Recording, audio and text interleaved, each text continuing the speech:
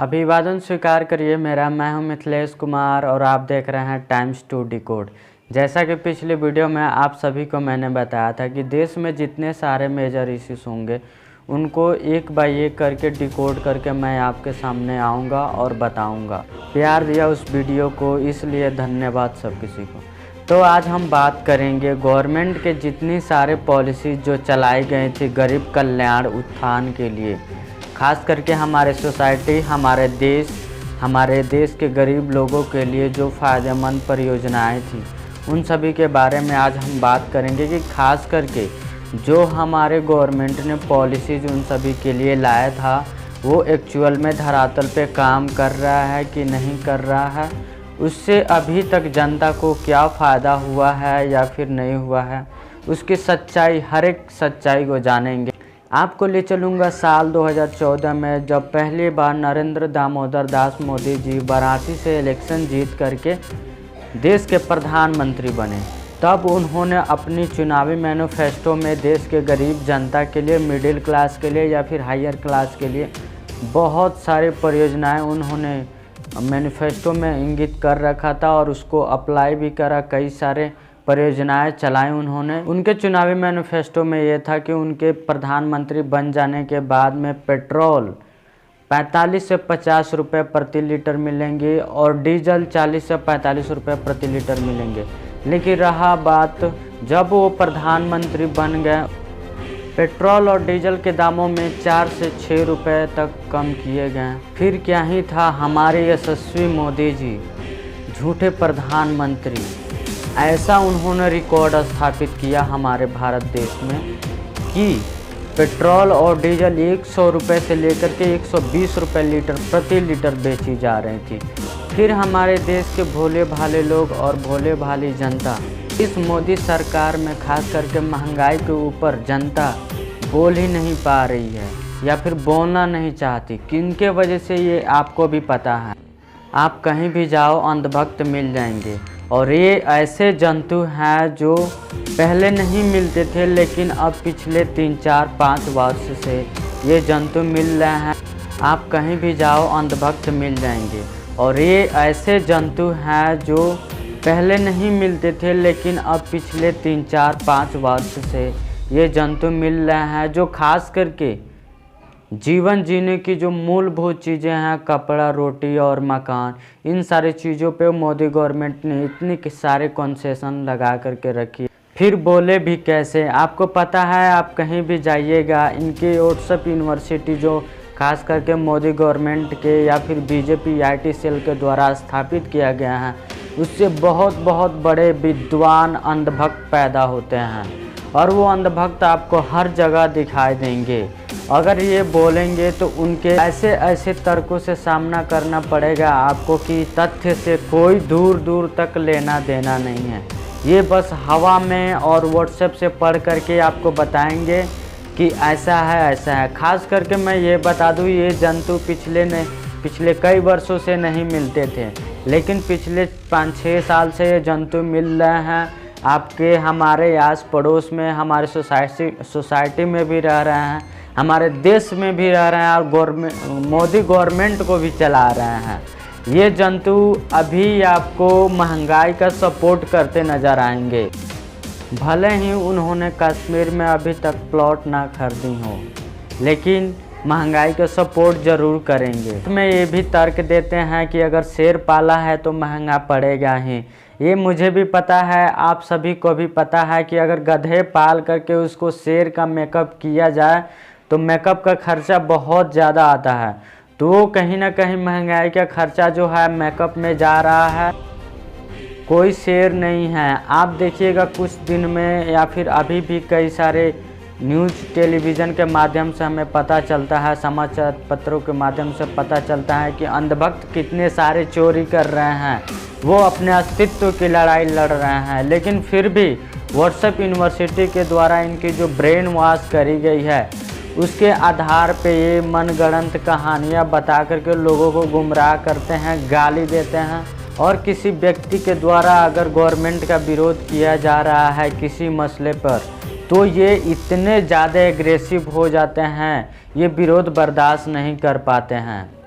अब बात करते हैं मोदी सरकार द्वारा चलाई गई योजना पॉइंट नंबर 2, उज्ज्वला योजना, जो गरीब महिलाओं को मुफ्त में गैस सिलेंडर दिया जाना।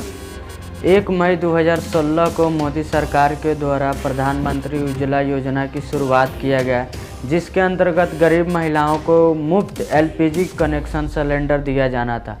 लेकिन हमारे देश के कई सारे जगहों से ये न्यूज़ आया है, समाचार पत्रों में देखा कि वो फ्री का सिलेंडर 2-2 हज़ार रुपये में, 1-1 हज़ार रुपये में वितरण किया गया। साथ ही में गवर्नमेंट का यहाँ पे पॉलिसी देखिए कि फर्स्ट में मुफ्त एलपीजी कनेक्शन गरीबों को दे दिया गया। बाद में जो सिलेंडर हमें 2014-15 में हमें 500-600 रुपये के आसपास में पड़ती थी, आज वो सिलेंडर 1,000 रुपये तक हो गई है। तो मुफ्त सिलेंडर देने के पीछे उद्देश्य था सरकार का कि गरीब महिलाओं को एलपीजी कनेक्शन पे खाना बनाना आसान होगा और उनकी सुविधाएं और बचत होंगी और पर्यावरण भी कम होंगी। लेकिन रहा बात यहाँ पे मंशा अगर सरकार की देखी जाए तो पहले तो मुफ्त सिलेंडर के नाम पर सारे घरों में सारे लोगों को, सारे फैमिली को एलपीजी कनेक्शन उपलब्ध करवाया गया। लेकिन धीरे धीरे उन सारी चीज़ों को थोड़े थोड़े किस्तों में पेमेंट में गैस सब्सिडी पे नाम पे सब्सिडी भी अभी बंद हो गई है। उन पैसों को गरीबों से महंगाई के द्वारा चूस लिया गया है। अभी सिलेंडर का दाम 1,000 रुपये के आसपास में है, जिसे गरीब कई सारे उसे भरवा नहीं पा रहे हैं, कई सारे महिलाओं से भरवा नहीं पा रही है। और यहाँ तक की स्थिति आ गई है कि वो जो गैस सिलेंडर एलपीजी मिला हुआ था उसे कबाड़ में बेचने तक की नौबत आ गई है। अब आते हैं पॉइंट नंबर 3, प्रधानमंत्री जन धन योजना। 28 अगस्त 2014 को प्रधानमंत्री द्वारा पूरे देश में प्रधानमंत्री जन धन योजना, जो बैंक में खातों के लेकर के जो योजना थी, उसको लॉन्च किया गया। और इस योजना को लेकर के सरकार ने ये बताया था कि हर एक गरीब परिवार के पास अपना खुद का बैंक अकाउंट का बचत खाता होना चाहिए, जो अपनी बचत कर सके। और इस योजना की शुरुआत देश के बहुत सारे लोगों ने कतार में और लाइन में लग करके स्वागत किया था प्रधानमंत्री की इस योजना को, और अपनी अपनी बैंक की बचत खाता खुलवाई थी। और रही बात उस समय जो बैंक की पॉलिसीज़ थी, जो एटीएम चार्जेस, अन्य सारे फैसिलिटीज़ के चार्जेस, चेक के चार्जेस, ट्रांजैक्शन के चार्जेस, ये सारे फैसिलिटीज़ के चार्जेस पहले नहीं थे। लेकिन रहा बात यहाँ पे मोदी गवर्नमेंट ने खाता खुलवाने के बाद पहले 0 बैलेंस पे प्रधानमंत्री जनधन का खाता खुलवाया गया। फिर बाद में ये मोदी गवर्नमेंट ने पॉलिसीज लाई कि हर एक बैंक के अकाउंट में मिनिमम डिपॉजिट अमाउंट 1,000 रुपये होनी चाहिए। फिर देशवासियों ने अपने अपने बैंक के बचत खाता में 1-1 हज़ार रुपये की क्रेडिट किया और बचत किया। साथ ही मोदी गवर्नमेंट ने यह भी पॉलिसीज लाई। अब यहाँ का लॉजिक समझिए, बैंकों के पास बहुत सारे देश के अलग अलग जगहों से धन इकट्ठा हो गए, रुपए आ गए। अब बैंकों को लीगली तरीके से गवर्नमेंट के अकाउंट में, गवर्नमेंट के पास जनता की जितनी सारी बचत पैसे थी उसको पहुंचाना था, क्योंकि यहाँ पे गवर्नमेंट का सीधा सा रूल था कि जनता को किसी तरह से लूट लेना है।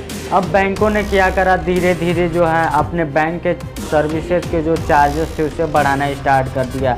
लाइक चेक बुक सर्विस के चार्जेस, ट्रांजैक्शन चार्जेस, आपको सर्विसेज चार्जेस, एटीएम चार्जेस, अन्य कई सारे चार्जेस के माध्यम से जो भी लोग ने अपने अकाउंट में 1-1 हज़ार रुपये जमा करा था उनको सारे गवर्नमेंट ने काट लिए। अब आते हैं पॉइंट नंबर 4 पे। खास करके ये गवर्नमेंट जो बीजेपी की बनी है उसके बाद में धार्मिक हिंसा और कट्टरता भारत देश में बहुत ज़्यादा बढ़ी है। आप ये रिपोर्ट देख सकते हैं। आप पिछले कई दिनों से देख रहे हो कि सरकार के द्वारा इस बात का ढिंढोरा पीटा जा रहा है कि देश में अभी तक जितने सारे कोरोना के वैक्सीन्स लगे हैं वो सरकार के द्वारा मुफ्त में दिए जा रहे हैं। ये मैं आपको बता दूं, आपको भी पता होना चाहिए कि आप जब अगर सुई भी खरीदते हो या फिर साबुन भी खरीदते हो, हर एक छोटी से लेकर के बड़ी चीज़, तो उसमें आप टैक्स पे कर रहे हो और वो टैक्स जा कर के हमारे देश के इकोनॉमी में, हम बजट में वो टैक्स हिस्सा बनता है और अलग अलग विभागों के द्वारा आपके थ्रू पहुंचता है। तो ये बात सरासर गलत है कि मोदी गवर्नमेंट के द्वारा जो है कोरोना वैक्सीन पूरी तरह से फ्री दी गई हैं। आप हर एक चीज़ का टैक्स पे कर रहे हो।